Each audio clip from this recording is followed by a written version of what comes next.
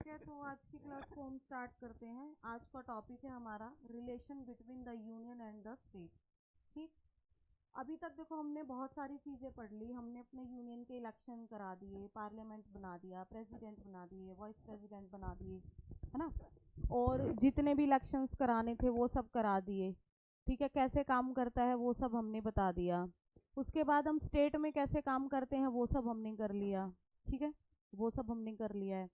उसके बाद हमारी जो लोकल लेवल पे गवर्नमेंट होती है वो सब हमने कर लिया है। ठीक है, अब आपको ये पता होना चाहिए कि हमने सेपरेटली तो पढ़ लिया सबको कि भाई सेंटर ये करता है, स्टेट ये करता है, और जो रूरल एरिया बच गया हमारा, ग्रामीण लेवल हो गया, उस पे लोकल गवर्नमेंट हमारी जो बनती है वो ऐसे पंचायत बनती है। उसके बाद हमने क्या पढ़ा था कि स्टेट लेवल पे जो छोटे लेवल पे लोकल गवर्नमेंट होती है वो म्यूनिसिपैलिटीज होती हैं, है ना, ये सब पढ़ा था। तो अब हमें अलग अलग हमने इनकी बात की थी अभी तक हमने, जो कि अब तक हमारी कौन से पार्ट से लेके थी, पार्ट नंबर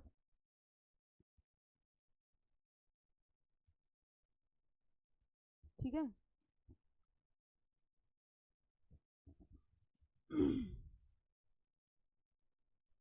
ठीक है, पार्ट, अरे अप्लाई नहीं हुआ था। ठीक, हमने क्या किया था, इसको पार्ट नंबर 1 से लेके हमने इसको स्टार्ट किया था। ठीक, और अभी तक हमने कितने कर लिए, 10 पार्ट तक कर लिए। इसमें हमने अपने आप को भी समझा, अपने देश को समझा, कैसे कैसे हमारी कंट्री काम करती है, यूनियन लेवल पे समझा, स्टेट लेवल पे समझा, लोकल लेवल पे समझा। अभी तक हमने इतना ही किया था, है ना। पार्ट 1 में क्या था हमारा, पार्ट 1 में क्या था हमारा, क्विक रिवीजन करते हैं। पार्ट 1 में क्या था, यूनियन एंड इट्स टेरिटरी। ठीक है, ये आपको याद होना चाहिए भैया, ये गड़बड़ मत करो कि बिल्कुल बेसिक चीज़ है ये हमारी। अगर इसमें भी आप गड़बड़ करोगे तो फिर तो बचाने वाला कोई भी नहीं है भाई। ठीक है, तो ये दो तीन टेबल्स जो थी आपको याद करनी थी। जैसे कि हमने बताया था कि हमारे कॉन्स्टिट्यूशन में इस टाइम एट प्रेजेंट 25 पार्ट्स हैं, बट हमेशा 22 पार्ट्स कैलकुलेट किए जाते हैं, क्योंकि ओरिजिनली वही थे। जब हमारा कॉन्स्टिट्यूशन बन रहा था उस समय 22 पार्ट्स थे। ठीक, तो मैंने आपको ग्रेजुअली बता भी रखा है, लिस्ट भी बनवा रखी है पूरी। तो पार्ट 1 जो हमारा डील करता था, पार्ट 1 हमारा डील करता था आपका कहाँ से कहाँ तक, 1 से लेके 4 आर्टिकल तक। आर्टिकल की बात नहीं करेंगे, सिर्फ पार्ट्स की बात करेंगे, वो यूनियन एंड इट्स टेरिटरी। ठीक है, यानी कि हमारा देश और उसका जो क्षेत्र है, एरिया है, उसके बारे में, उसमें आपके स्टेट और सारी यूटीज सब कुछ कवर है। ठीक है, उसके बाद सेकंड पार्ट हमारा था भाई, हमने देश बना लिया। ठीक है, उसका हमने एरिया डिक्लेयर कर दिया, डिफाइन कर दिया पूरा डेफिनेशन के तहत, भाई ये स्टेट है, ये यूटी है, ये फलाना आर्टिकल लगेगा, इसमें इस तरीके का रूल्स रेगुलेशन वगैरह सब हमें पता है। अब हमने बना तो दिया, बट उसमें रहेगा कौन, लोग रहेंगे, पीपल रहेंगे, इट मीन सिटीजनशिप। सिटीजनशिप के बारे में बात करी तो सेकंड पार्ट हमारा सिटीजनशिप था। देखो, बुक में जो एम लक्ष्मीकांत है, बहुत फेमस बुक है और बहुत अच्छी बुक है ना। बिल्कुल उसने आसान लैंग्वेज में सारी चीजें समझाई हुई हैं। बट उस बुक में सिर्फ मुझे एक ही लूप पॉल लगता है। देखो, कहते हैं ना कि कोई चीज परफेक्ट नहीं होती। बहुत बहुत बहुत ज्यादा अच्छी बुक है। इसके पैरेलल में एक अरिहंत की आई है अभी, वो भी बहुत अच्छी है। बट इन सभी में क्या दिक्कत है मेरे अकॉर्डिंग, देखो ठीक है, आज तक शायद किसी ने इस चीज को फील किया हो या ना किया हो, बट जैसे इन्होंने चैप्टर वाइज अपनी बुक को डिवाइड किया हुआ है, तो सेंट्रल स्टेट रिलेशन उन्होंने चैप्टर नंबर 15 दे दिया। ठीक, कि राज्य और यूनियन में ये रिलेशन होगा, इस तरीके से ये काम करेंगे।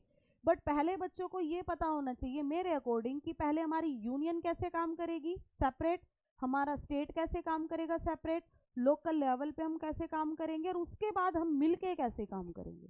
ठीक, तो वो हमारी कोहेरेंसी किससे मेंटेन होती है, हमारे कॉन्स्टिट्यूशन से मेंटेन होती है। इसीलिए मैंने, क्योंकि जो भी मैंने आपको कोऑपरेटिव सोसाइटी पढ़ाया था वो चैप्टर नंबर 72 है। समझ में आई, मैंने आपको कहाँ पढ़ाया, मैंने आपको यहीं पे पढ़ा दिया। ठीक, और जो आज मैं चैप्टर आपको पढ़ाने जा रही हूँ, इतनी लेट पढ़ा रही हूँ, वो चैप्टर नंबर 15 है या 14 है। ठीक, यानी कि इसको तो हमें बहुत पहले ही पढ़ लेना चाहिए था। 8वीं 10वीं क्लास में ही पढ़ लेना चाहिए था जब हमारी लगी, बट मैं अब कब पढ़ा रही हूँ, जब हम बिल्कुल इसको बाइंड अप के मोड में है। ठीक, तो कोहेरेंसी मेंटेन होनी चाहिए। देखो हमने क्या किया, पहला part union and it's territory, second part हमारा सिटीजनशिप, थर्ड पार्ट हमारा भाई हमने नागरिक बना दिए, देश बना दिए, फंडामेंटल राइट्स जो हमें जीने के लिए जरूर चाहिए। ठीक है, उसके बाद भाई हमने फंडामेंटल राइट्स भी कर लिए जो हमारे लीगल हैं। ठीक है, जो हमें जरूरी चाहिए, हमें खाना चाहिए, हमें रहने के लिए घर चाहिए, हमें फ्रीडम चाहिए, हमें बोलने की फ्रीडम चाहिए, बहुत टाइप्स की फ्रीडम्स होती हैं वो चाहिए। अगर हमें किसी ने ज़बरदस्ती हमारे साथ कुछ किया है तो उसके लिए हमारे पास क्या राइट्स हैं वो हमें पता होने चाहिए। ठीक है, ये हमारे राइट्स मिल गए। उसके बाद हमारे ये तो फंडामेंटल हो गया, यानी कि मूलभूत, इसके बिना बेसिक राइट्स है हमारे, इसके बिना तो जीवन ही नहीं है। उसके बाद क्या आया कि भाई अब हम इनमें क्या इनहेंस कर सकते हैं, क्या डेवलप कर सकते हैं, यानी कि डीपीएसपी आया पार्ट 4। ठीक, अब डीपीएसपी समझा दिया नागरिकों को, आपको आपके बेसिक राइट्स दे दिए, आपको आपके डेवलपमेंट के लिए राइट दे दिए, अब आपकी ड्यूटीज भी तो हैं, है ना, अब आपकी ड्यूटीज हैं, अब आप अपनी ड्यूटीज निभाइए। तो पार्ट 4 का ए पार्ट है ना, ये हमारे सिटीजन से रिलेटेड है। अब हम चले, हमने अपने नागरिक समझ लिए, अपना देश समझ लिया, अब नागरिक है, देश है, उस देश को चलाने वाली सरकार चाहिए। ठीक है, part 5 union and it's government. ठीक, उसमें हमने सारी यूनियन को पढ़ा, पार्लियामेंट पढ़ा, अपने प्रेसिडेंट पढ़े, वाइस प्रेसिडेंट पढ़े, पीएम पढ़े, सीओएम पढ़ा। ठीक, उसके बाद आपने हमने क्या पढ़ा, सुप्रीम कोर्ट पढ़ा। ठीक, फिर हम आते हैं अपने अगले पार्ट पे। ठीक है, पार्ट 6 क्या था, पार्ट 6 हमारा the state government. State government में हमने अपना स्टेट लेजिस्लेचर पढ़ा पूरा का पूरा, हमने सीएम का इलेक्शन कराया, हमने गवर्नर को अपॉइंट कराया, कैसे कराया, कौन करता है, किसका बिचौलिया होता है, एजेंट होता है, इस टाइप से सारी बातें करी। तो अब आप ग्रेजुअली हम उस चीज को समझ पा रहे हैं। पार्ट जो 7 है हमारा वो क्या था, वो रिपील है हमारा, डिलीट है, तो क्योंकि वो फर्स्ट शेड्यूल में डाल दिया हमने। उसके बाद हमारा पार्ट जो 8 है, अब स्टेट के बारे में बात हो गई, यूनियन के बारे में बची क्या, यूटीज, तो पार्ट 8 यूटीज हो गया। पार्ट 9 हमारा जो सारी अब हमने पढ़ा है जितना ओवरऑल, उसका लोकल बॉडीज पढ़ ली। ठीक, पार्ट 10 में हमने क्या पढ़ा था, कल हमने क्या पढ़ा था पार्ट 10 में, शेड्यूल्स एंड ट्राइब्स एरिया, वो पढ़ा था। तो समझ में ना आ गया ना कि कोहेरेंसी मेंटेन कैसे होती है। ठीक है, तो मैं बुक के हिसाब से तो कभी ना चलती। ठीक, मेरा पढ़ाने का तरीका थोड़ा उल्टा है लोगों के अकॉर्डिंग। ठीक, चलो आज हम पढ़ेंगे अपना पार्ट 11। ठीक है, आज हम कौन सा पार्ट पढ़ेंगे, पार्ट 11। आज हम अपने पार्ट 11 की शुभारंभ करते हैं, relation between union and state. अब हमने अपना देश बना दिया, उसमें नागरिक बसा दिए, सबको राइट्स दे दिए, गवर्नमेंट बना दी, स्टेट गवर्नमेंट बना दी, यूटी गवर्नमेंट बना दी। अब इनके बीच रिलेशन कैसे स्टैब्लिश होगा, आज हम उसके बारे में पूरी बातें करेंगे। ठीक है, अब रिलेशन भी बच्चों कई तरीके के होते हैं, है ना, रिश्ते भी कई तरीके के होते हैं। आप अपनी फैमिली से समझिए, आपकी आपकी फैमिली से कितने रिश्ते हैं। एक तो ब्लड रिलेशन हो गया सबसे पहले, जो आप रीजनिंग में पढ़ते हो, है ना, कि भाई मदर हैं, फादर हैं, ब्रदर हैं, सिस्टर हैं, ब्लड रिलेशन हो गया। एक और रिलेशन है उनका आप लोगों से, अभी फिलहाल जब तक आप स्टैब्लिश नहीं हो जाते, फाइनेंशियल रिलेशन है। भाई आपको अगर पैसे की रिक्वायरमेंट होती है तो आप अपने गार्जियन से मांगते हैं, गार्जियन में आपके पेरेंट्स भी हो सकते हैं, आपके बड़े भाई बहन भी हो सकते हैं, कोई भी हो सकता है ना, कि भाई मुझे नीड है, मुझे फीस भरनी है, मुझे रूम रेंट भरना है, या मुझे बुक्स परचेज करनी है। ठीक, तो इस तरीके के रिलेशंस होते हैं। तो जब हम अपने यूनियन और उसकी टेरिटरी की बात करते हैं ना, ठीक है, ये हम भाई मेरा सेंटर है, अब ये दोनों हाथ मिला रहे हैं, देखो जब तक हाथ नहीं मिलाएंगे ना, ये वाला हाथ नहीं मिलाएंगे तब तक काम चलेगा ही नहीं, है ना। अगर हमने इनको अच्छे से नहीं मिलाया, इनको अच्छे से नहीं पकड़ा, इनको अच्छे से बाउंड नहीं किया है, वो उधर खींचेगा, वो उधर खींचेगा, तो क्या हमारी गवर्नमेंट अच्छे से चल पाएगी, बिल्कुल भी नहीं। इसलिए इनके बीच में कॉम्बिनेशन होना बहुत ज्यादा जरूरी है। ठीक है, ठीक, आप समझ गए होंगे इस चीज को। चलो अब हमने क्या किया हुआ है कि यहाँ पे हमने बहुत सारी रिलेशंस होते हैं, बहुत सारे टाइप्स के रिलेशंस होते हैं, सेंट्रल स्टेट रिलेशंस होते हैं। सबसे पहले लेजिस्लेटिव होता है, फिर एडमिनिस्ट्रेटिव होता है और फिर हमारा फाइनेंशियल रिलेशन होता है। ठीक है, यानी कि पहले हम कानून बनाएंगे, कैसे कैसे बनाएंगे वो रिलेशन, फिर कानून को लागू करवाएंगे यानी कि एग्जीक्यूटिव रिलेशन। ठीक है, हिंदी में बोला जाएगा विधायी। विधायी का मतलब है बनाना। ठीक है, प्रशासनीय संबंध का मतलब होता है क्या, उसको लागू करवाना, है ना, प्रशासन की तरफ से, एडमिनिस्ट्रेटिव की तरफ से। ठीक, और आपका वित्तीय फाइनेंस संबंध आप समझते ही हो। ठीक है, इस तरीके से ये 3 तरीके के हमारे रिलेशंस होते हैं। अब इसमें पार्ट 10 में जो मैं अभी जिक्र कर रही हूँ आपसे, पार्ट 10 में जो भी मेरा अब चलेगा, इसमें बच्चों 2 चैप्टर हैं। ठीक है, 2 चैप्टर हम करेंगे, सॉरी पार्ट 11 में हम 2 चैप्टर को इसमें कवर करते हैं। पहला होता है लेजिस्लेटिव रिलेशन, दूसरा होगा मेरा एडमिनिस्ट्रेटिव रिलेशन, यानी कि यहाँ पे हम कानून को बनाएंगे और लागू करवाएंगे। ये मेरा पार्ट 11 है। और इसी का अगला पार्ट है पार्ट 12 जो है मेरा कॉन्स्टिट्यूशन में, वो हमारा पूरा फाइनेंस से रिलेटेड होगा, है ना, वित्त से रिलेटेड होगा, पैसे से रिलेटेड होगा। अब हम सिर्फ कानून को बनाएंगे और उसके बारे में हम बात करेंगे। चलो ठीक है, करते हैं। देखो, लेजिस्लेटिव रिलेशन पार्ट 11 में है और कहां से कहां तक आर्टिकल को कवर करता है, आर्टिकल 245 से लेके आर्टिकल 255 तक। ठीक है, अब इसमें क्या होगा, territorial extend two of centre and state legislature. ठीक, यानी कि क्या करेंगे, सेंटर और स्टेट लेजिस्लेचर का विस्तार। ठीक है, एक्सटेंड करना है, उसको एक्सटेंड भी कर सकते हैं। देखो, एक्सटेंड करना, ऑल्ट्रेशन बताया था मैंने जब यूनियन एंड इस टेरिटरी मैंने पढ़ाया था, मैंने बताया था कि पार्लियामेंट जो है वो क्या कर सकते हैं, कॉन्स्टिट्यूशन में अमेंड करके किसी भी बॉडी में इंडिया की ऑल्ट्रेशन कर सकती है। चलो, इससे पहले हम एक चीज और समझते हैं बच्चों, एक फेडरल है, पहले आप ये चीज समझिए, हमारा इंडिया क्या है, जो फेडरल उसके अंदर झलकता है। देखो, हम डेमोक्रेटिक हैं, हम रिपब्लिक हैं, ये तो हम दोनों पक्के हैं, है ना, कहते हैं कि 100% है। एक होता है फेडरल। फेडरल का मतलब क्या होता है, संघ। ठीक, यानी कि यूनियन। हम फेडरल यूज नहीं करते वर्ड, क्यों नहीं करते भी बताती हूँ। फेडरल वर्ड हम इसलिए यूज नहीं करते क्योंकि फेडरल वर्ड में क्या होता है कि जो जैसा है वो वैसा ही रहेगा। ठीक, फेडरल में क्या होता है कि आपका जो यूनियन है उसको इक्वल पावर होती है स्टेट के, ये फेडरल है। समझ में आई? हम यूनियन लिखते हैं, हम फेडरल नहीं लिखते, क्योंकि हम क्या है, हम क्वासी फेडरल हैं। क्वासी फेडरल है। फेडरलिज्म बताओ, अब मैं यहाँ पे क्वेश्चन पुट करती हूँ कि फेडरलिज्म जो है वो कहाँ का है, जो फेडरल सिस्टम लिया जाता है वो कहाँ से लिया जाता है, यूएसए से, याद है, यूएसए से। यूएसए से फेडरल सिस्टम लिया जाता है, यानी कि इनका अपना है कि 50 स्टेट हैं, 50 छोटे छोटे से राज्य थे, ये छोटे छोटे से 50 स्टेट थे, ये अलग अलग थे, सब अलग थे। मान लीजिए ये हैं, ये सब अलग थे। इन्होंने क्या किया, एक एग्रीमेंट बनाया अपने आप, इन सब ने मिलके, ठीक है, इन सब ने मिलके एक एग्रीमेंट बनाया और उस एग्रीमेंट के थ्रू इन्होंने क्या किया, एक बाउंड्री क्रिएट की। बाउंड्री क्रिएट का मतलब नहीं है कि 50 से थोड़ी अलग भी, कि हमारा जो जो एरिया है उनको सबको मिलाते हैं और एक कंट्री बनाते हैं। ठीक, उस कंट्री का नाम इन्होंने क्या रख दिया, यूएसए रख दिया, यूनाइटेड स्टेट ऑफ अमेरिका रख दिया, है ना।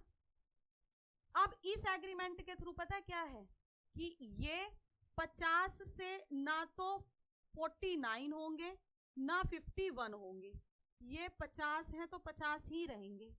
और यहाँ पे एक सेंटर में गवर्नमेंट होगी जो 50 के ऊपर होगी, जैसे कि राष्ट्रपति। ठीक है, आपको वहां पे राष्ट्रपति, देखो राष्ट्रपति का इलेक्शन ना वहां पे बच्चों क्या होता है, डायरेक्ट होता है। जैसे हमारे यहाँ पे किसका, लोकसभा का इलेक्शन होता है, ऐसे वहां पे प्रेसिडेंट का इलेक्शन होता है नहीं होता। ठीक, यही फर्क है। ठीक, तभी तो हमने कहीं से कोई चीज ली है, कहीं से कोई चीज ली है। अब इनमें सबके ऊपर कंट्रोल रखने के लिए क्या होती है, एक इनकी ना यूनियन गवर्नमेंट है, ठीक है, जो सेंटर में बैठती है, यानी कि पूरी की पूरी।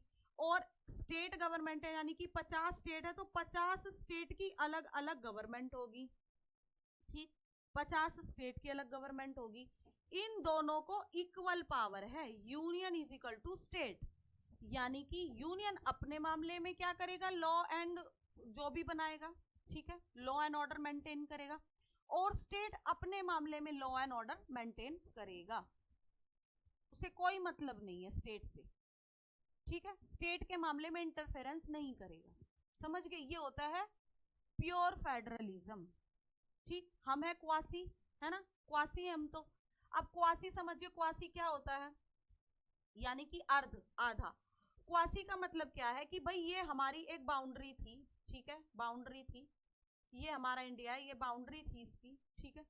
इस इंडिया में आप बिफोर इंडिपेंडेंट चले जाओ, 1947 से आप पहले चले जाओ, तो क्या था, है ना, 560 से भी ज्यादा रजवाड़े थे, 500 प्लस थे रजवाड़े, हाँ, ठीक है, 565 के आसपास रजवाड़े हमारे हुआ करते थे जब हम इंडिपेंडेंट हुए, ठीक। अब 565 थे भाई ये, ठीक है। अब ये सब क्या था, इनके ऊपर कौन राज कर रहा था, ब्रिटिश रूल था, ठीक।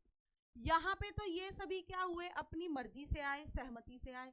अब जब हम इंडिपेंडेंट हो गए तो हमने क्या सोचा कि भाई ये 565 जो है ये बाद में भी प्रॉब्लम क्रिएट करेंगे, इसलिए इनको हमने क्या किया, कुछ तो अपनी मर्जी से, कुछ जबरदस्ती हम लेके आए, कुछ को हमने धमकी दे के लेके आए। धमकी मीन्स यूनियन गवर्नमेंट की तरफ से बहुत ज्यादा डिबेट हुआ, ठीक है, बहुत ज्यादा हिंसा हुई, ठीक है, इन सबको इकट्ठा करने में। तो यहाँ पे अब हमारे एट प्रेजेंट कितने हैं, 28 स्टेट एंड 8 यूटीज हैं एट प्रेजेंट, समझ में आई। यहाँ पे पहले क्या हुआ, छोटे छोटे टुकड़े थे, मिलके बनाया। यहाँ पे क्या है कि पहले एक बहुत बड़ा एरिया था, उसमें हमने अब इनको बनाया है, ठीक। हम यहाँ पे क्या कर सकते हैं कि जैसे 28 स्टेट है तो हम 30 भी कर सकते हैं इसका, है ना। जैसे कि हमें लग रहा है कि राजस्थान बहुत बड़ा है, उसका डेवलप नहीं हो रहा, उसको काट दो, 2 भागों में बांट दो, तो 29 स्टेट हो जाएंगे, ठीक है। हमें लग रहा है कि नहीं भाई बिहार से झारखंड को अलग करके हमने बहुत बड़ी गलती करी है, फिर से एक कर दो, तो फिर से 27 हो जाएंगे। तो अल्ट्रेशन हम कर सकते हैं इसमें, अल्ट्रेशन बिल्कुल भी नहीं रोक सकते, अल्ट्रेशन कर सकते हैं। यूटी डिक्लेयर कर सकते हैं प्रेसिडेंट, यानी कि गवर्नमेंट ऑफ इंडिया, पूरा पार्लियामेंट पे डिपेंड होता है, कम भी कर सकते हैं, ज्यादा भी कर सकते हैं। देखिए रिसेंट का एग्जाम्पल है जम्मू एंड कश्मीर, स्टेट था, है ना, स्टेट था ना, स्पेशल स्टेट था, बट स्टेट में कैलकुलेट होता था, स्टेट था वो, बट हमने उसको क्या किया, अमेंड करके क्या कर दिया, उसको हमने यूटीज में कन्वर्ट कर दिया, ठीक। समझ में आई आपको बातें। तो ये सब चीजें, अब इसमें क्या होता है कि इसमें जो हमारी यूनियन होगी ना वो ज्यादा पावरफुल होती है स्टेट के कंपैरिजन में। यहाँ पे यूनियन को ज्यादा पावर होती है, सेंटर को ज्यादा पावर होती है, ना कि स्टेट को। स्टेट को पावर मिली होती है, ठीक है, वो अपनी लिस्ट में कानून बनाएगा जो हमारे 7 शेड्यूल में है, बट वहां पे भी क्या होता है कि कान इधर से पकड़ लो चाहे उधर से पकड़ो, मेन कौन है यहाँ पे, यूनियन। समझ में आई। हम क्वासी फेडरल, क्वासी फेडरल का मतलब देखो जो वो अलग नहीं हो सकते ना वहां, तो अलग हम भी नहीं हो सकते हैं। ये नहीं है कि देखो पंजाब में बहुत टाइम से खालिस्तान की मांग चल रही है, खालिस्तान का मतलब समझते हो कि हमें खालिस्तान डिक्लेयर करो और हम एक इंडिपेंडेंट कंट्री बन जाएंगे, जैसे कि पाकिस्तान इंडिपेंडेंट कंट्री है आज के टाइम में, इंडिपेंडेंट डोमिनियन है, इंडिया अपना इंडिपेंडेंट अलग डोमिनियन है। तो वही मांग हो रही है, हम कैसे दे दें उनको, अलग अलग कैसे कर दें, मान लो पंजाब यहाँ है, बीच में से अलग देश कैसे बना देंगे। यानी कि इस टेरिटरी के अंदर जो भी हमारा इंडिया का मैप है, जोग्राफिकली जो मैप है हमारा, उसमें जितनी भी हमारी यूटीज हैं, स्टेट हैं, वो इससे बाहर नहीं जा सकते हैं। उनकी नंबर में हम इंक्रीजिंग और डिक्रीजिंग कर सकते हैं, बट वो उससे बाहर नहीं जाएंगे। क्वासी फेडरल समझ गए, है ना। चलो अब ये सब चीजें आप समझ गए हो, तो अब इनमें रिलेशन समझ लीजिए, मतलब कि हमें क्वासी फेडरल हम क्यों लेके आए थे, ठीक। अब हमने इसमें ये पढ़ा कि भाई 3 तरीके के हमारे रिलेशंस होते हैं, ठीक है, सेंट्रल और स्टेट रिलेशन पे आते हैं हम दोबारा। अब इस पे अब हमने बना तो दिया, अब लेजिस्लेटिव रिलेशन हम पढ़ते हैं पहले, यानी कि अब हम कानून बनाएंगे पहले, बाद में उनको लागू करें। पहले कोई चीज बनेगी तभी लागू होगी ना, बनेगी तभी बिकेगी, ठीक, तो ऐसी बनेगी तभी लागू होगी। तो पार्ट 11 है जो आर्टिकल 245 से लेकर 255 तक वेरी करता है, ठीक है।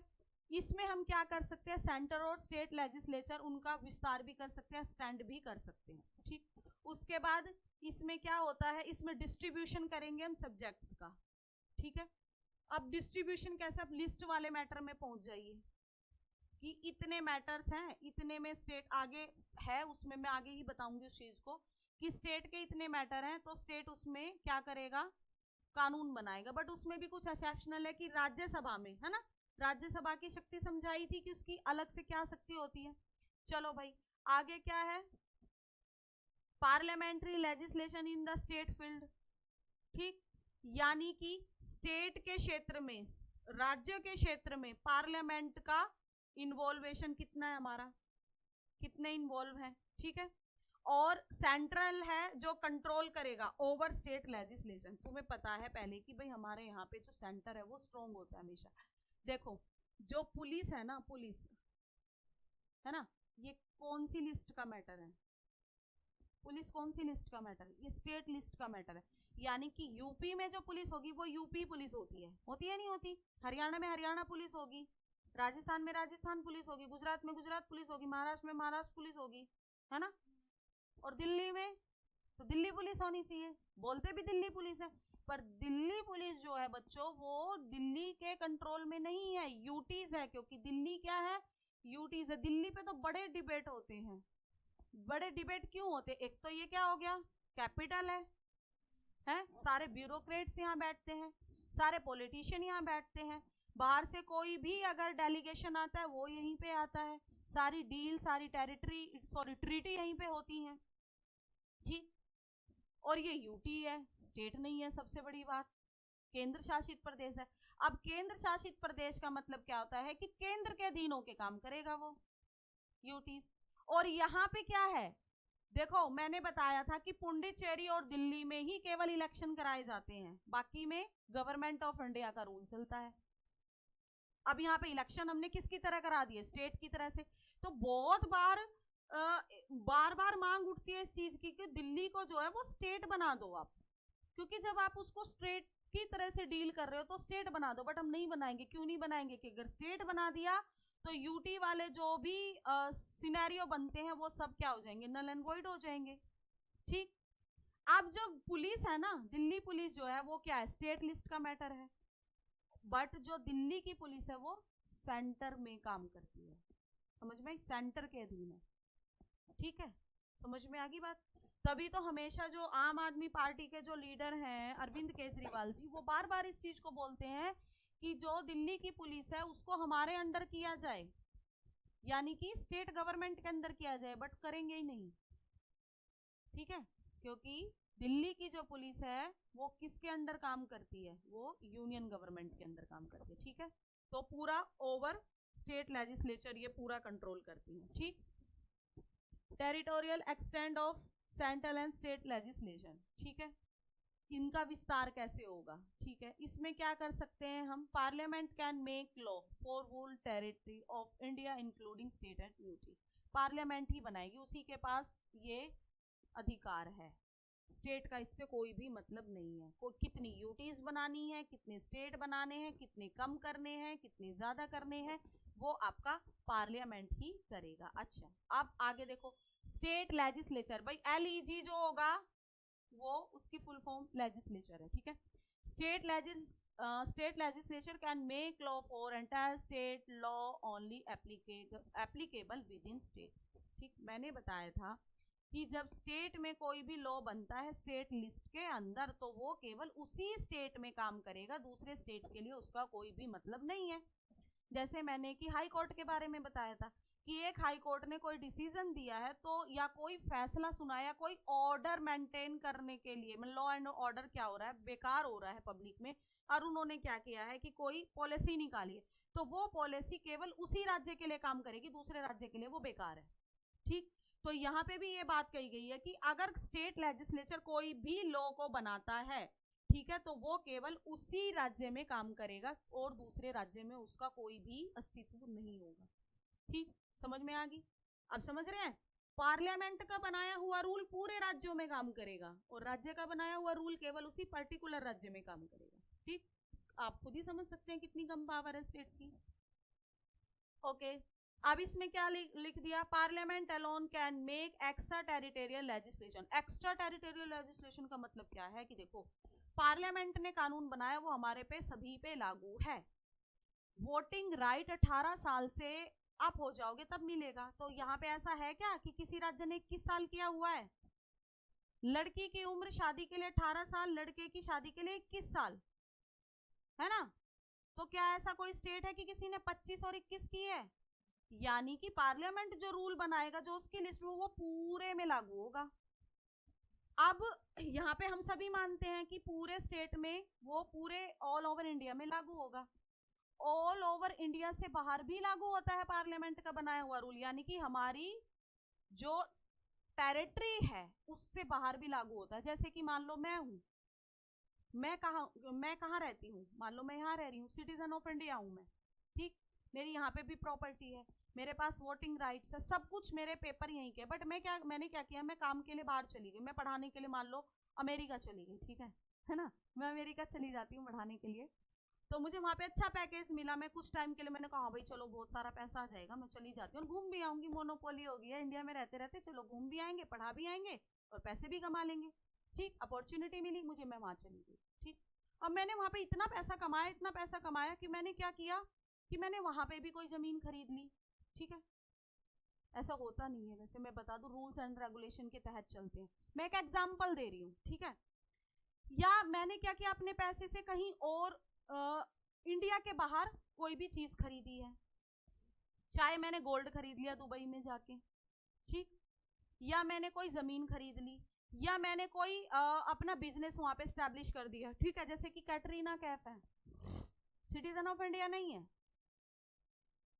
ऐसे क्या कर रहे हैं, सिटीजन ऑफ इंडिया नहीं है, कैटरीना कैफ यहाँ की नहीं है, वो बिजनेस वीजा पे आई है, अब तो शादी कर ली है ना विक्की कौशल से, शादी करने के बाद अप्लाई करेंगी तभी उनको सिटीजन ऑफ इंडिया डिक्लेयर किया जाएगा, अदरवाइज नहीं किया जाएगा, वो फॉरेनर ही रहेंगी हमारे लिए। उनका जो बिजनेस वीजा है वो अप्रूव होता है, बार बार अप्रूवल लेती हैं वो, 1 ईयर के लिए एक्सटेंड कराया, 4 साल के लिए एक्सटेंड कराया, 5 साल के लिए एक्सटेंड कराया, वो यहाँ की नहीं है, ठीक है ना, समझ में आई बात? तो ऐसी हम भी हैं। अब क्या कैटरीना कैफ ने यहाँ पे कोई संपत्ति नहीं खरीदी होगी, हजारों करोड़ों की संपत्ति है उसकी, तो ऐसे ही हमारे ऊपर भी अप्लाई होता है रूल कि हम भी बाहर कुछ भी खरीद सकते हैं। तो बाहर जो भी चीज खरीदी जाएगी, यानी कि आउट ऑफ इंडिया जो भी संपत्ति प्रॉपर्टी खरीदी जाएगी, उस पे भी हमारे इंडियन पार्लियामेंट के रूल चलेंगे। अगर प्रॉपर्टी आपने कर रखी है अपने नाम पे इंडिया के बाहर, तो उस पे भी आपको प्रॉपर्टी टैक्स देना पड़ेगा इंडिया में भी। समझ में आ गई बात आपको? चलो भाई आगे देखो, restrictions of territorial jurisdiction of parliament. अब क्या क्या प्रतिबंध है इनकी, कहाँ कहाँ पे रिस्ट्रिक्ट होते हैं? देखो वाइड एरिया तो हमने पढ़ लिया, पूरी टेरिटोरियल उस पे लागू होगा, टेरिटोरियल के बाहर भी लागू होगा अगर वो सिटीजन ऑफ इंडिया के द्वारा कमाई गई है तो। अब रिस्ट्रिक्शंस क्या है? प्रेसिडेंट जो है may make regulation which will have force of law for the peace. देखो ये 3 वर्ड आप याद कर लीजिएगा, जहां पे ये PPGG आ जाए, है ना, PPG या PPGG आ जाए, यानी कि peace, progress and good governance, ठीक है। कहाँ लागू करवाने? ज्यादातर यूटीज के लिए ये वर्ड यूज होते हैं, यूटीज के लिए, क्योंकि यूटीज जो है वो आउटर एरिया में हमारी हैं ज्यादातर, सिर्फ चंडीगढ़ को और दिल्ली को छोड़ के। अब जम्मू और लद्दाख भी थोड़ा थोड़ा है, नहीं तो आप दमन एंड द्वीप देख लीजिए, है ना, अंडमान निकोबार देख लीजिए, लक्षद्वीप देख लीजिए, पौंडीचेरी देख लीजिए, सब आउटर में है। अंडमान निकोबार तो बेचारा बिल्कुल पानी के अंदर पड़ा हुआ है, बिल्कुल उस पे ही है, स्टेट में तो लगती है बट बिल्कुल आउटर एरिया हो गया ना इंडिया का, अंदर थोड़ी ना है। जैसे कि हमारी दिल्ली अंदर है, हमारी चंडीगढ़ अंदर है, देखो जम्मू एंड कश्मीर भी बाउंड्री पे है, बट बहुत बड़ा पार्ट है जम्मू एंड कश्मीर का, पौंडीचेरी का बहुत छोटा सा पार्ट है, आउटर एरिया में आती है।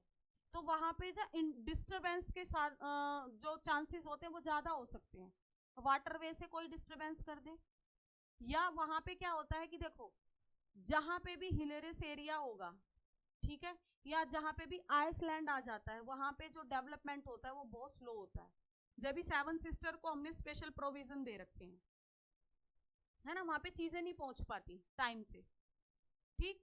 तो इसीलिए उनके डेवलपमेंट के लिए, प्रोग्रेस के लिए और गुड गवर्नेंस के लिए जो यूटी है हमारी, सॉरी, अंडमान निकोबार है, लक्षद्वीप है, दादर नगर हवेली, दमन एंड दीव है, यहाँ पे प्रेसिडेंट क्या कर सकते हैं, कोई भी कानून जो पार्लियामेंट के द्वारा बनाया गया उसको रिपील भी कर सकते हैं, उसमें कुछ एड ऑन भी कर सकते हैं और बढ़ा भी सकते हैं, यानी कि प्लस भी कर सकते हैं और माइनस भी कर सकते हैं। हमारे प्रेसिडेंट के पास पावर है।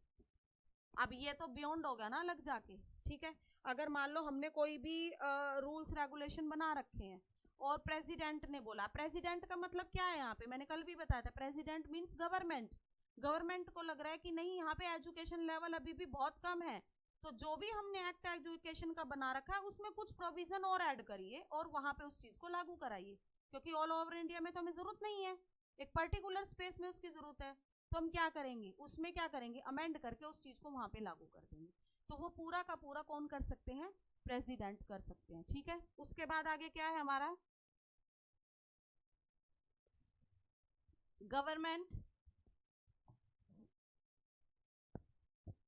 ठीक है, can rule any act of parliament, ठीक है भाई, शॉर्ट फॉर्म आजकल ज्यादा चल रही है मेरी PARL का मतलब पार्लियामेंट, ठीक है। As in applicable to a scheduled area in the state, ठीक है। Government can also allow the law application with certain specify modification of application. अच्छा, मैंने कल आपको एक चीज बताई थी, ट्राइब्स एरिया और शेड्यूल्स एरिया में हम क्या करते हैं, अलग से उनके जो लॉ बने होते हैं उनको लागू करने के लिए बोलते हैं ना, खासकर ट्राइब्स एरिया में। मैंने आपको कल ड्रग्स का उदाहरण दिया था, दवाई का उदाहरण दिया था, क्योंकि जो आदिवासी हैं वो पूरा का पूरा ज्यादातर 90% क्या होता है, हर्ब्स पे डिपेंड होता है, शिकार करके खाते हैं, ठीक है, इसी तरीके से रहते हैं, वो उससे ऊपर उठना नहीं चाहते, है ना। तो वो क्या करते हैं कि उनको जरूरत नहीं है पैरासीटामोल की, बुखार आया तो वो क्या करते हैं, वो जंगल में जाते हैं, दवाइयों पत्तों को सूंघते हैं, सूंघ के भी नहीं, देख के ही पत्तियों को उखाड़ते हैं, कच्चा चबा जाओ या उसको उसका लेप लगा लो या उसको बॉईल करके पियो, मतलब उनके बहुत सारे तरीके हैं उसको कंज्यूम करने के। अब हमारे ड्रग्स एक्ट में तो वो चीजें हैं नहीं, अब वहां पे वो चीजें उनके लिए बहुत ज्यादा जरूरी है। तो हमारी गवर्नमेंट क्या बोलती है, गवर्नर को कहती है कि ठीक है गवर्नर, आप अब इस चीज को देखें। तो वहां पे गवर्नर क्या करते हैं, उनको बोलते हैं कि ठीक है आप अपने इस एक्ट को इसमें एड ऑन करो और आप इस पे काम करो, ठीक है। तो हम उनको क्या देते हैं, स्पेशल प्रोविजंस देते हैं, ठीक है।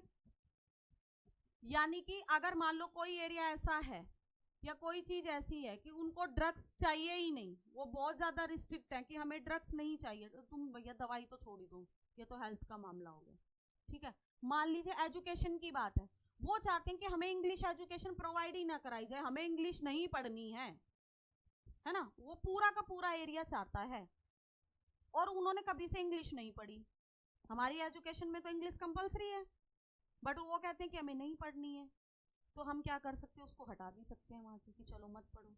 बट आप एटलीस्ट क्या कहा जाता है कि अपनी जो हमारी मदर टंग है आप उसमें एटलीस्ट क्या करो, एजुकेशन को जरूर प्राप्त करो। देखो आपकी लैंग्वेस्टिक जो भी लैंग्वेज है, आपकी रीजनल लैंग्वेस्टिक जो भी है वो तो आप अपनी रखिए, बट एटलीस्ट आप अपनी मदर टंग में जरूर बात करें, मीन्स हिंदी, है ना। क्वेश्चन आता है हमारी नेशनल लैंग्वेज कौन सी है, खट से क्वेश्चन बच्चे आंसर लगाते हैं, हिंदी नहीं है ना।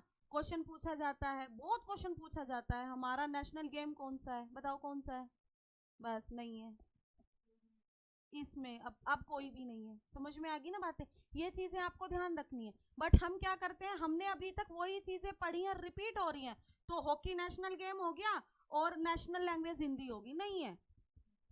हमारी लैंग्वेज है ये कौन सी लैंग्वेज है, मदर टंग बोलते हैं हम इसको, हम अपनी राष्ट्रभाषा बोलते हैं, राज्य भाषा, ठीक। भाई देखो जब हम इंडिपेंडेंट हुए थे तो सब पे इंग्लिश नहीं आती थी, बट हिंदी तो हमें सबको आती थी। तो हमने अपनी पार्लियामेंट को क्या किया कि ठीक है भैया हमारे पास लोग तो बहुत हैं बट इंग्लिश नहीं आती है, तो हम क्या करते हैं, हम कि पार्लियामेंट में बैठते हैं और हम अपनी जो पार्लियामेंट का काम करेंगे वो हिंदी और इंग्लिश दोनों लैंग्वेज में करेंगे।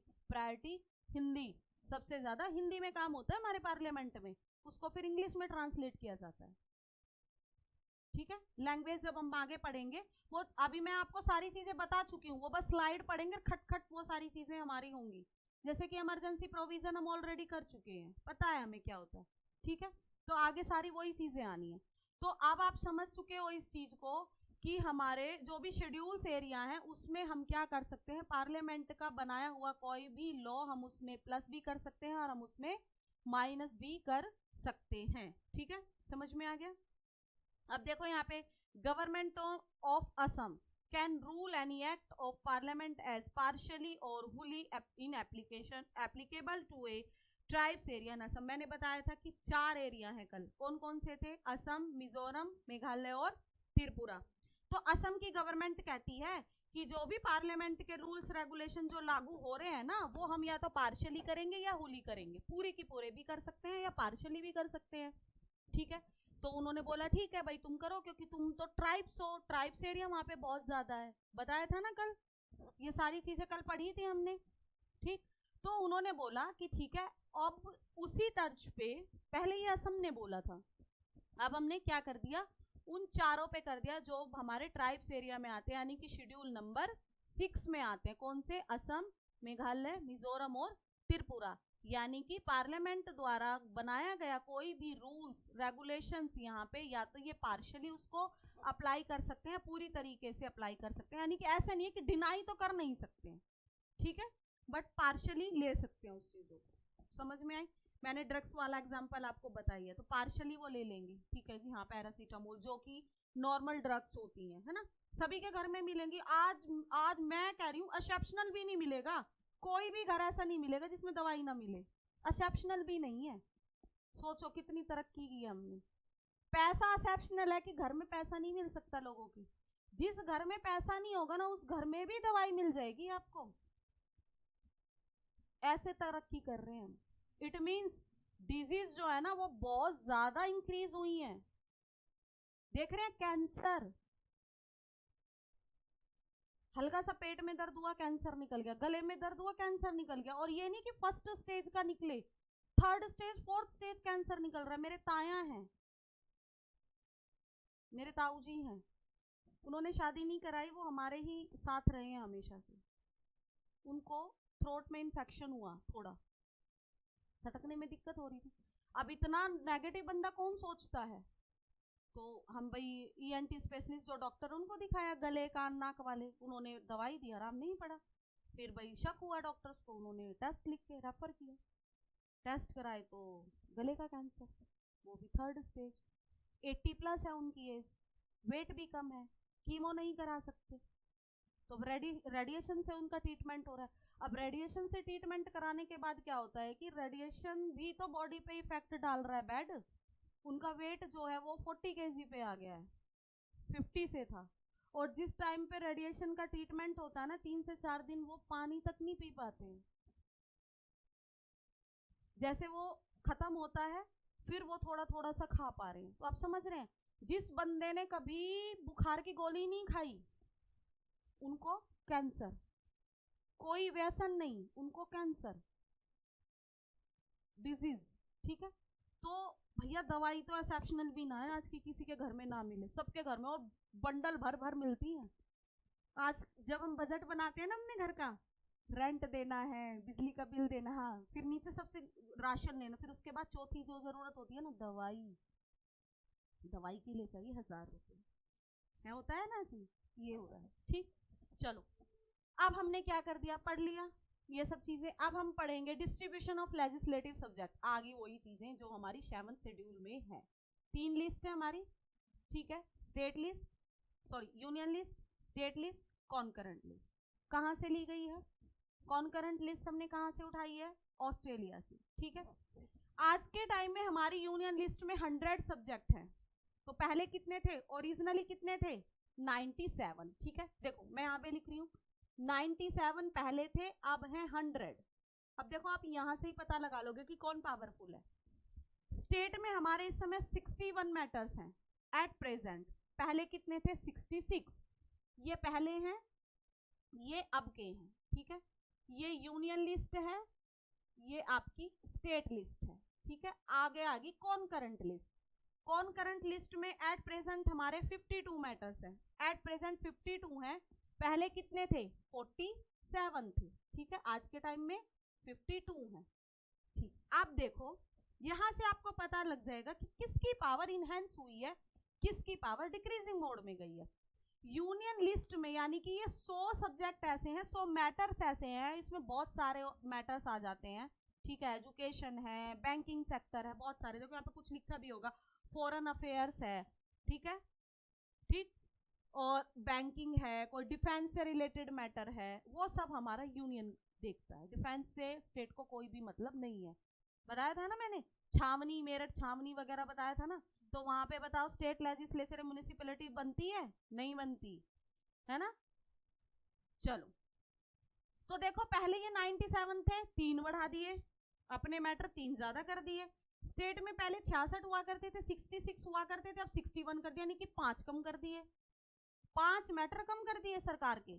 नहीं, तुम इन 5 मैटर में कानून नहीं बनाओगे। उसके बाद कॉन्करेंट लिस्ट क्या होती है कि ऐसा कोई भी विषय, ऐसा कोई भी सब्जेक्ट जिसमें यूनियन और स्टेट दोनों मिलके क्या करेंगी, लॉ बनाएंगी, ठीक, और इसमें दोनों सहमति से काम करके ऑलमोस्ट 99% दोनों के कोलैबोरेशन से काम होता है, दोनों की रजामंदी से काम होता है। बट अगर कोई लॉ लागू करना जरूरी है और इन दोनों में कॉन्फ्लिक्ट हो गया तो जो यूनियन कहेगी वही माना जाएगा, यानी कि कान ऐसे पकड़ो घुमा के पकड़ो, पावर किसके पास ज्यादा है, यूनियन के। तो पहले 47 मैटर्स थे, आज 52 है। तो ग्रेजुअली क्या हुआ है कि हमने अपनी यूनियन की पावर को इनहेंस किया है और स्टेट की पावर को थोड़ा कम किया है ना। ठीक, आप ये सब चीजें समझ गए। अब देखो स्टेट लेजिस्लेचर में हमने क्या दे दिया, यहाँ पे ज्यादातर डीपीएसपी से रिलेटेड मैटर होंगे, आपके पब्लिक ऑर्डर को मेंटेन करना, पुलिस है ना, पब्लिक ऑर्डर, पुलिस आ गई, इस पे हेल्थ आ गई, हॉस्पिटल्स खुलवाइए, जैसे कि अरविंद केजरीवाल ने मोहल्ला क्लिनिक खुलवाए थे, इस तरीके से काम करिए। देखो मोहल्ला क्लिनिक का कॉन्सेप्ट हमारे कॉन्स्टिट्यूशन में कहीं भी नहीं है, बट हेल्थ से रिलेटेड कॉन्स्टिट्यूशन है हमारे यहाँ पे, कॉन्स्टिट्यूशनल स्टेटस है कहाँ पे, इन डीपीएसपी, है ना। तो मोहल्ला क्लिनिक का कहीं भी दूर दूर तक, देखो काम तो किया है दिमाग से, बट उसको अगर ढंग से इंप्लीमेंट किया जाता, ढंग से चलाया जाता तो वाकई में ही फेरबदल हो सकता। इवन ऑड का कॉन्सेप्ट कहीं भी नहीं है, ये लेके आए, ठीक। तो ये सब क्या है, स्टेट लिस्ट के मैटर हैं, ठीक है, तो उसमें केवल स्टेट ही कानून बनाएगा, एग्रीकल्चर से रिलेटेड है।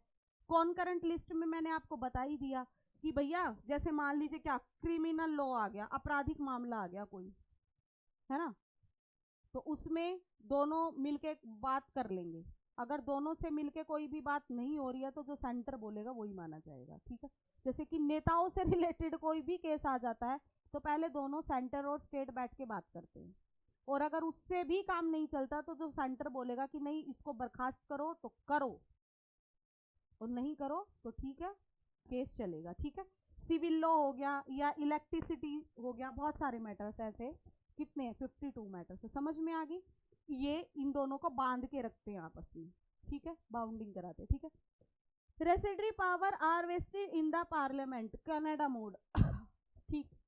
अच्छा इनके अलावा ये जो भी मैटर्स की हमने बात किया, 3 लिस्ट की बात किया, अब कभी भी तो ऐसा हो सकता है कि इनके अलावा भी कोई चीज हमें करनी पड़ जाए, बहुत सारे जो मैटर्स हमने ले रखे हैं इनके अलावा भी कोई मैटर हमें इसमें इंक्लूड करना पड़ जाए, तो उसको हम कहाँ करेंगे एकदम से, तो वो हमारी क्या होगी, रेसिडरी पावर हो जाती है, वो हमारी पार्लियामेंट में आती है, ठीक है। कनाडा मॉडल है, कनाडा मॉडल का मतलब क्या है, कनाडा से, यानी कि पार्लियामेंट सरकार के पास है। पहले क्या होता था बच्चों, अभी हमने इसको पार्लियामेंट को दे दी है, पहले हम ना गवर्नर जनरल को देते थे, ठीक है, पहले ये पावर हमारी गवर्नर जनरल को होती थी, बट हमने क्या किया उसको फिर कनाडा मॉडल पे ट्रांसफर करके हमने इसको क्या कर दिया, उस पे हमने रेसिडरी पावर अपनी पार्लियामेंट को दे दी, यानी कि इन मैटर्स के अलावा कोई भी मैटर्स अगर आ जाता है और उस पर हमें लॉ बनाना पड़ गया तो वो हम कौन बनाएगा, उस पर पार्लियामेंट, यानी कि फिर वही बात आ गई, कौन स्ट्रॉन्ग हो गया,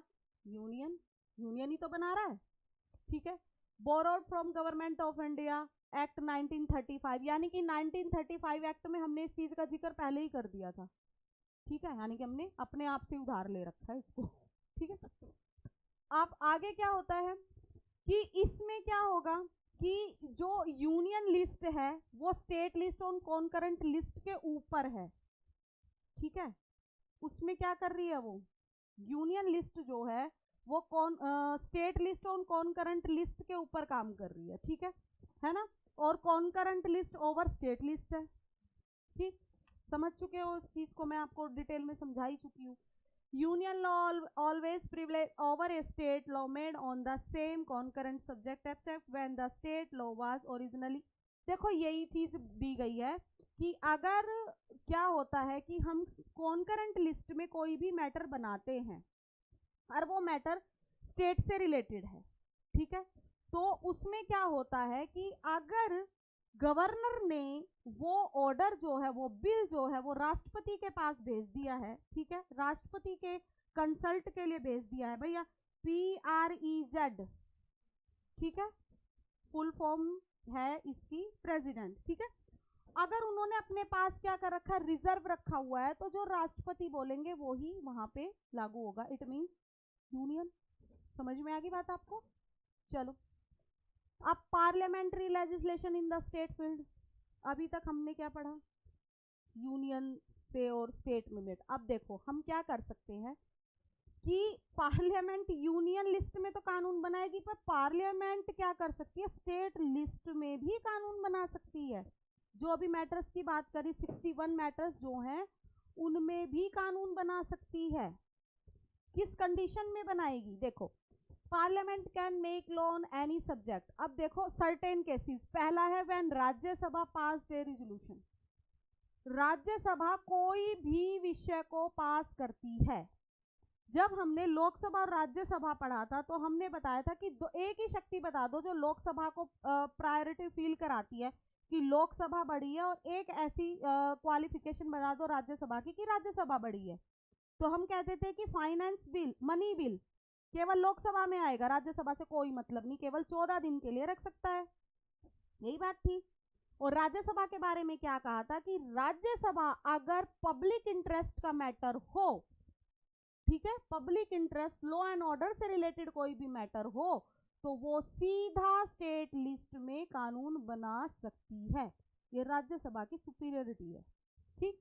तो इसमें कैसे करेंगे, देखो नेशनल इंपॉर्टेंस आ गया ना यहाँ पे, नेशनल इंपॉर्टेंस का कोई भी मैटर है, कोई भी सब्जेक्ट है, ऐसे नहीं है कि ऐसे ही बना देगी, वही है भैया उसका प्रोसीजर, 2/3 मेजोरिटी के साथ मेंबर प्रेजेंट एंड वोटिंग, ठीक है। स्ट्रेंथ की बात नहीं हो रही है यहाँ पे, स्ट्रेंथ की बात हमेशा कहाँ होगी, सिर्फ इम्पीचमेंट में होती है, ठीक है, बाकी में ज्यादातर प्रेजेंट एंड वोटिंग होती है, ठीक है। हम क्या करेंगे कि present and voting 2/3 member of Rajya Sabha, वहां से उसको पास कराएंगे और उसको 1 ईयर के लिए लागू कर देंगे, ठीक, लागू कर दिया। उसके बाद अगर जरूरत पड़ी तो फिर 1 ईयर के लिए लागू करेंगे, यानी कि एक्सटेंड कराना पड़ेगा, एक टाइम में एक बार 1 साल के लिए एक्सटेंड करा सकते हो। एक मजे की बात और समझिए, मान लीजिए 2 साल हमने इसको चलाया और अब हमें इसे खत्म करना है, तो ये हमने खत्म कर दिया 2 साल के बाद, बट 2 साल के बाद जब हम इसको खत्म करते हैं तो ये उसी दिन खत्म नहीं हो जाता है, इसका प्रभाव जिस दिन खत्म किया, मान लो मैंने इस दिन इसको खत्म किया, इसका प्रभाव नेक्स्ट 6 मंथ तक ये एप्लीकेबल रहता है। उसके बाद 6 मंथ के बाद ये अपने आप ऑटोमेटिकली नल एंड वॉइड हो जाता है। समझ गए बात, समझ गए। 1 साल के लिए एक्सटेंड किया, फिर 1 साल के लिए एक्सटेंड किया, 2 साल हो गए। 2 साल में हमें ये लगा 2 साल पूरे होने वाले, अब हमें लगा कि अब हमें इस लॉ की जरूरत नहीं है, तो हमने इसको क्या कर दिया, खत्म कर दिया। तो जिस दिन खत्म करेंगे उस दिन उसका प्रभाव इफेक्ट खत्म नहीं होगा, क्योंकि कोई भी चीजें लाते हैं तो एकदम से पूरे देश पे या पूरे किसी भी स्टेट पे लागू होती है, तो एकदम से ना लागू कर सकते हैं ना खत्म कर सकते हैं, इस चीजों को समझना है आपको। तो जिस दिन खत्म होगा उसके 6 महीने तक वो प्रभावी रहता है, उसमें इफेक्ट रहता है, उसके बाद वो अपने आप नल एंड वॉइड हो जाता है। समझ में आ गई बात आपको। ये सब चीजें हैं, ये सारी चीजें यहाँ पे लिखी गई है, ठीक। ड्यूरिंग ए नेशनल इमरजेंसी, पता ही है आपको, राष्ट्रीय आपातकाल के दौरान कोई स्टेट का रूल नहीं, सब यूनियन के चलेंगे, सब यूनियन के चलेंगे, ठीक है, ठीक है। और अगर लग रहा है स्टेट को, अब देखो वही है 6 मंथ इफेक्ट रहेगा, उसके बाद भी इमरजेंसी में कोई भी रूल्स रेगुलेशन लागू किया, इमरजेंसी खत्म हो गई है, इमरजेंसी खत्म होने के भी 6 महीने के बाद तक उस लॉ का इफेक्ट रहता है। यही सारी चीजें यहाँ पे कही गई है। When state make a request, अब क्या है, दो तीन कंडीशन तो आपने जान ली। अब एक कंडीशन ये आती है जब एक या एक से अधिक राज्य है, दो मिल गए, पार्लियामेंट से या स्टेट गवर्नमेंट यूनियन गवर्नमेंट से क्या करें, रिक्वेस्ट करें, अनुरोध करें कि प्लीज आप आइए और हमारी इस मैटर में हेल्प करिए कानून बनाने में। होता भी है ऐसा, ठीक है, आप हमारी मदद करिए, क्योंकि माई बाप कौन है, यूनियन। पैसा कहाँ से आएगा, यूनियन से। इसलिए भैया चाहे दूसरी पार्टी की गवर्नमेंट हो, बट इस कदर नहीं बिगाड़ी जाती है यूनियन से, क्योंकि यूनियन के बिना तो तुम चल ही नहीं पाओगे एक कदम भी। ठीक, तो अगर मान लो कोई भी ऐसा मैटर है जो एक या उससे ज्यादा, 2 या 3 या 4 ऐसे स्टेट जो हैं वो रिक्वेस्ट करते हैं हमारे किससे, यूनियन गवर्नमेंट से, कि आप आइए और इस मैटर में क्या करिए, कानून बनाइए, तो वो पार्लियामेंट उसको बना सकता है। या कोई भी कानून ऑटोमेटिकली पहले से ही लागू है, उसको अमेंड करने के लिए बोलते हैं, तो अमेंड किया जा सकता है। ठीक है, समझ में आ गई बात है आपको। ठीक है, और क्या होगा, टू इम्प्लीमेंट इंटरनेशनल एग्रीमेंट, यानी कि कोई भी अंतरराष्ट्रीय समझौते होते हैं उसमें भी यूनियन की चलती है। ड्यूरिंग प्रेसिडेंट रूल, आपको पता ही है प्रेसिडेंट रूल, अब मुझे बता दो कौन से आर्टिकल में है। 6। अंकुर तुम पढ़ नहीं रहे हो क्या बेटा, हाँ, आगे दौड़ पीछे छोड़ कर रहा है तू भी। ठीक, और ये महान अनुभव तुम्हारा क्या होगा, याद रखा करो, कुछ आर्टिकल्स ऐसे होते हैं जो आपको टिप्स पे याद होने चाहिए। देखो मैं बता देती हूँ, फंडामेंटल राइट, डीपीएसपी, है ना, सो रहे हो कोई चांटा मार के उठाए और बोले बताओ आर्टिकल 19 में क्या है, कल पूछा था, सारे गोल। ठीक, ऐसे याद होने चाहिए। पता है जब मैंने 10th के बाद 11th में कॉमर्स ली थी ना, तो हम भाई गांव ग्रामीण अंचल से पढ़े बच्चे हैं, गवर्नमेंट स्कूल था पास में, मेरे ताया की मतलब एक ताऊ जी और थे, वो एक्सपायर हो चुके हैं, उनकी तबीयत बहुत ज़्यादा ख़राब थी, वो उनकी स्थिति डॉक्टर ने जवाब दे रखा था, तो पूरी फैमिली वहीं लगी थी, मुझे लेनी थी साइंस, तो उसके चक्कर में क्या हुआ, वो निकल गया डेट वगैरह होती है फॉर्म वगैरह डालने की, वो निकल गई, और गांव से बाहर भैया फिर सिचुएशंस ऐसी रही नहीं, तो गांव में क्या था, सिर्फ आर्ट ले सकते हो, कॉमर्स ले सकते हो। अगर मुझे पता होता कि मुझे आगे जाके यूपीएससी की तैयारी करनी है तो मैं आर्ट से पढ़ती। यही होता है लैक ऑफ गाइडेंस। ठीक है, अगर पहले से प्रॉपर गाइडेंस मिल जाता। मैंने बोला भैया आर्ट में और कॉमर्स में तो कॉमर्स ही बढ़िया है, ऊपर है तो कॉमर्स ही लेके पढ़ लेते हैं। अब हमारे टीचर इतने माशाल्लाह रखे, उनकी पॉलिसी क्या थी कि 5 बच्चों से ज्यादा नहीं रखने, समझ रहे हैं, 5 बच्चों से ज्यादा नहीं रखने, और ऐसी ऐसी बातें बोलते थे। कोएड स्कूल था, अब देखो लड़कियों का हो कुछ भी कह लो फर्क नहीं पड़ता, या लड़कों का है कुछ भी कह लो फर्क नहीं पड़ता। को एडुकेशन में अगर आप लड़कियों को कुछ बोलोगे तो कितना एम्बैरेस फील होता है, किसी लड़के को कुछ बोलोगे तो कितना एम्बैरेस, भाई छक्के बेइज्जती मारी हमारी, और हम इतने ब्रिलियंट स्टूडेंट हुआ करते थे, छक्के बेइज्जती खूब रोते थे हम। और हमने भी क्या बोल दिया कि 5 से ज्यादा ही रहेंगे, चाहे 6 रहें पर रहेंगे। ठीक है भाई, हमने भी पूरा क्या करा, अपना पूरा जोर लगाया, भी ठीक ठाक से बच्चे थे हम पढ़ने में, मतलब रट डाली चीजें। मतलब कि आज भी अगर कोई, जब भी मैं बोल रही थी कि सो रही हूँ भर रही हूँ, थप्पड़ मार के उठाया और कोई बोले बता इस अकाउंट में कौन सा रूल लगेगा, तो आज भी याद है, इस लेवल का रटा हुआ है। ठीक है, तो आप भी कुछ चीजें ऐसी होती हैं कि रट लो भैया, कि जिंदगी में ना भूलो। तो आर्टिकल 356 प्रेसिडेंट रूल होता है, ये कब लगाया जाता है कि अगर गवर्नर क्या करता है, सिफारिश करता है प्रेसिडेंट से, यानी कि गवर्नमेंट ऑफ इंडिया से, कि इस स्टेट की जो है कॉन्स्टिट्यूशनरी मशीन फेल हो चुकी है, ये कॉन्स्टिट्यूशन के अकॉर्डिंग काम नहीं कर रहा है, तो यहाँ पे आपको प्रेसिडेंट रूल लगाना है, तो वहाँ पे प्रेसिडेंट रूल लग जाता है फिर। ठीक है, और जब प्रेसिडेंट रूल लग जाता है तो वहाँ पे स्टेट के द्वारा बनाया हुआ कोई भी रूल्स रेगुलेशन नहीं चलेगा, यूनियन के द्वारा बनाए गए रूल्स रेगुलेशंस अपने आप अप्लाई हो जाते हैं। ठीक, आगे देखो, centre control over state legislation, आज तक अभी तक यही तो पढ़ते आ रहे हैं, पीछे से कंट्रोल ही तो कर रखा है पूरी तरीके से, कर रखा है नहीं कर रखा, यही तो पढ़ा अभी तक हमने। क्या है भाई, governor can reserve certain bill for consideration of president, बताइए, पता है हमें। और जब गवर्नर ने अगर कोई बिल रख लिया प्रेसिडेंट के कंसिडरेशन के लिए और उनको भेज दिया, तो वहां से तो गवर्नर का रोल खत्म, और गवर्नर ऑलरेडी एक एजेंट के रूप में काम करता है ना, है ना। बताओ तो कौन प्रायर हुआ यहाँ पे, सेंटर या स्टेट? रिलेशन समझ में आ रहा है क्या होता है? यानी कि सेंटर बच्चा नहीं है, स्टेट बच्चा है ना। जैसे आपकी फैमिली में आप क्या हो, आप स्टेट हो, और आपके मम्मी पापा क्या है, सेंटर है। जब भी मन करा जब भी कान खींच दिया है। जैसे बोलते हैं ना प्राइवेसी चाहिए, प्राइवेसी, है ना। फॉरेन कंट्री में देखते हो 5 साल 6 साल 7 साल के बच्चों के रूम अलग कर देते हैं, और यहाँ पे तुम इस टाइम प्राइवेसी मार के देखो, कान पे कंटाप लगेगा, खींच कर दें तेरे को प्राइवेसी। यही होता है नहीं होता है? कमरे में 10-11 बजे तक भी मम्मी पापा आके देख लेंगे क्या कर रही है, पढ़ रही है या पढ़ रहा है, फोन पे तो नहीं लगा। और अगर फोन पे लगा देख लिया फिर तो भैया तीसरा विश्व युद्ध, सुनामी, सब कुछ घर में आ जाएगा। पता है ऐसे ही होता है, तो समझ लीजिए।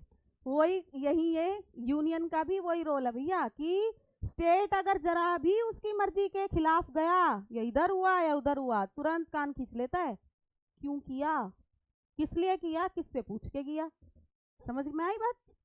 तो अपने परिवार देखो भैया, हम जब जिस समाज में रहते हैं ना, तो हम भी पूरी राजनीति है, हमारे घर में भी है राजनीति या नहीं है? ठीक है, तो एक यूनिट आप अपने फैमिली को बना लीजिए अगर कोई चीज आपको समझने में दिक्कत हो रही है, और फिर उसके पैरेलल में आप अपनी गवर्नमेंट को रख के चलिए, देखियो कैसे याद होता है खटखट। दादा जिंदा है तो उनको बना दीजिए क्या, प्रेसिडेंट। ठीक है, समझ में आई चीजें, समझ गए? तो आपकी पोस्ट क्या होगी, काउंसिल ऑफ मिनिस्टर। चलो आगे चलते हैं, ठीक। चलो भैया वो भी नहीं है?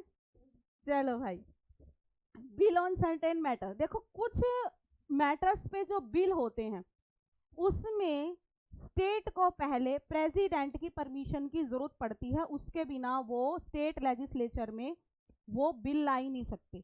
जैसे कि हम पार्लियामेंट में मनी बिल लाने से पहले प्रेसिडेंट की परमिशन जरूरी होती है, ऐसी स्टेट लेजिस्लेचर में बिल रिस्ट्रिक्शन से freedom of trade and commerce, व्यापार और वाणिज्य, ट्रेड और कॉमर्स से रिलेटेड कोई भी बिल अगर आप लेके आ रहे हो तो आपको पहले प्रेसिडेंट की परमिशन लेनी पड़ेगी। तो यहाँ पे भी आप बाउंड हो गए, ट्रेड करने के लिए भी आपको बाउंड कर दिया।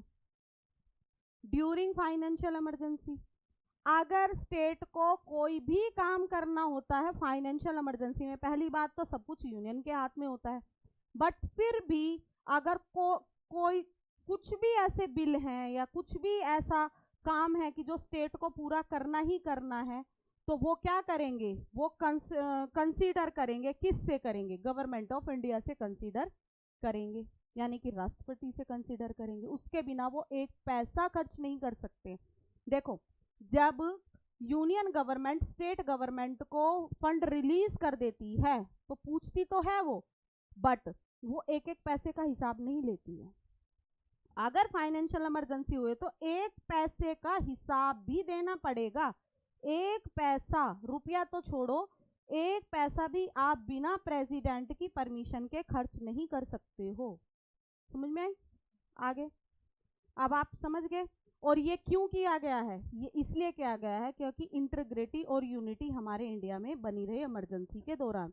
चलो चैप्टर 1 हमारा यहीं पे कंप्लीट होता है। चैप्टर 2 भी करें या ओवर हो रहा है?